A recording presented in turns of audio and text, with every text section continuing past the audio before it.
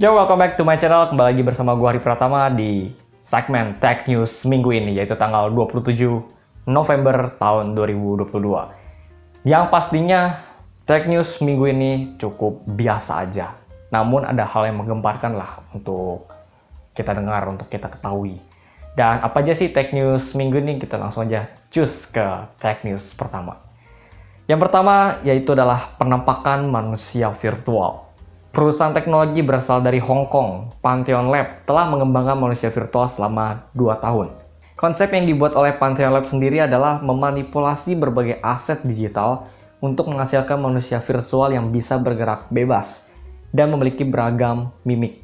CEO Pantheon Lab, Ivan Lau, sangat yakin dengan memberi waktu kepada dunia selama setengah tahun, yang pastinya manusia virtual akan ada di mana-mana. Orang-orang juga pasti sangat tertarik dengan hal ini, terutamanya untuk generasi Gen Z yang tertarik dengan dunia virtual.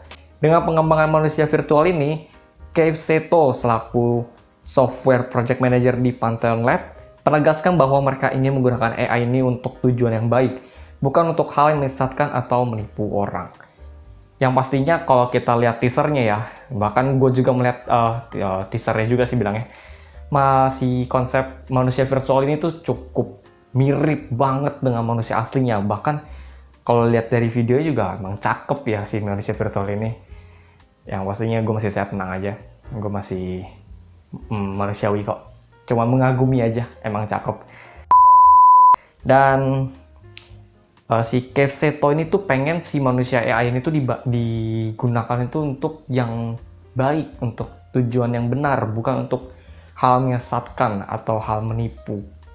Ya, semoga aja sih emang berjalan dengan mulus ya. Mungkin bukan perusahaannya yang melakukan hal yang menipu, tapi mungkin ada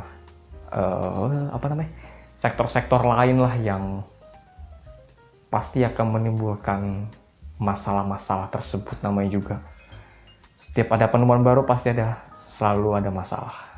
Dan gitulah manusia AI. Dan kita lanjut aja ke tech news kedua, yaitu Elon Musk membawa fitur baru untuk Twitter dengan DM terenkripsi, panggilan, dan juga video. Dilaporkan bahwa Musk sedang bersiap untuk membawa sejumlah fitur ke dalam Twitter. Dilansir dari Verge via IDN Express, Elon Musk mengatakan kepada karyawannya ingin menambahkan enkripsi ke DM serta fitur panggilan video dan suara. Dan Elon Musk selaku CEO-nya juga mengatakan bahwa kami ingin memungkinkan kepada pengguna untuk dapat berkomunikasi tanpa khawatir tentang privasi mereka, tanpa khawatir tentang pelanggaran data di Twitter yang menyebabkan semua DM mereka masuk ke web, atau berpikir bahwa mungkin seseorang di Twitter dapat memata-matai DM mereka. Jadinya ya pengen sistem DM-nya tuh aman ya, tentu. Atau juga kayak misalnya kita teleponan, video baik suara maupun video pun terenkripsi, jadi kayak lebih aman lah, pengennya begitu. Dan jadi gue masih mikir, emang ada yang pakai Twitter sampai kesana gitu buat chatting atau curhat, atau cuman ketik-ketik SMS kayak chatting-chatting doang, maksud gua kayak di WhatsApp atau di sosial media lainnya. Gua rasa sih kayak belum nemu gua ya untuk saat ini.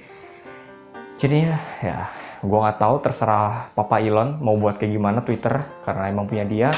Dan kita lanjut aja dulu ke teknis ketiga, yaitu emang cukup kabar duka, yaitu badai PHK ini tuh masih merajalela ya. Dan kini dilanjut dengan perusahaan HP yang pecat 6.000 pegawainya. HP mengungkapkan laporan keuangan mereka sedang lemah, turun hingga 11% dibandingkan periode yang sama di tahun lalu. Jadi tahun lalu sama tahun ini mengalami kerugian yang sama sepertinya. Dan HP sendiri dilaporkan memiliki 51.000 karyawan di seluruh dunia. Dan langkah yang terbaik untuk untuk meredam kerugiannya ya adalah pemecatan sih sebenarnya. Jadinya bisa mengurangi biaya dan juga menyelamatkan bisnis di masa mendatang. Kita doain aja semoga ekonomi global cepat membaik, dan karena kasihan juga kan kayak pegawai yang dipecat di dunia juga. dari perusahaan besar yang kemarin di Amazon, dan juga di Asia juga ada Shopee, Goto, dan juga Ruang Guru. Jadinya kita berdoa yang terbaik aja. Dan kita lanjut lagi ke tech news yang terakhir, yaitu adalah iPhone di Brazil itu disita. Hal ini dikarenakan Apple tidak sesuai dengan kebijakan yang ada di Brazil. Yang kita tahu, Brazil itu memang minta ke Apple untuk menaruh charger di box penjualannya untuk khusus di Brazil. Karena untuk Brazil sendiri itu emang hal yang baru untuk iPhone. Jadi mereka mungkin mereka nggak punya charger yang sesuai untuk cas iPhone tersebut. Jadinya semenjak Apple bikin kebijakan untuk menghilangkan kepala charger di box penjualan, ya mungkin memang inilah kontroversinya. Dan juga ya di Brazil juga emang baru gitu, dan dihadirkannya kepala charger di Brazil itu biar memudahkan si pembeli atau penduduk-penduduk Brazil itu lebih mudah dalam membeli iPhone tersebut. Dan yang terjadi di Brazil adalah penyitaan iPhone di retail-retail. Jadi si pemerintah itu mungkin perintah ke retail-retail iPhone untuk yang retail-retail yang menjual iPhone ditarik-tarikin untuk disita karena nggak sesuai dengan perjanjiannya kayaknya. Dan Apple lagi baru kemarin ini 2 bulan kemarin nggak salah, itu baru kena denda gara-gara ada hal jadi harus bayar denda. Dan juga di bulan September mereka harus memberhentikan penjualannya, dan di bulan ini bikin masalah sama Brazil lagi. Ya gitulah. Hela napas gue berapa kali dari tadi nih. Dan jadi itulah tech news minggu ini. Memang cukup biasa aja, menghela napas gue berapa kali kayak bisa dihitung gitu. Dan itu aja dulu tech news minggu ini. Jangan lupa subscribe, like, comment, share. Thank you udah nonton. I'm Harvey Pratama and I'll see you next time.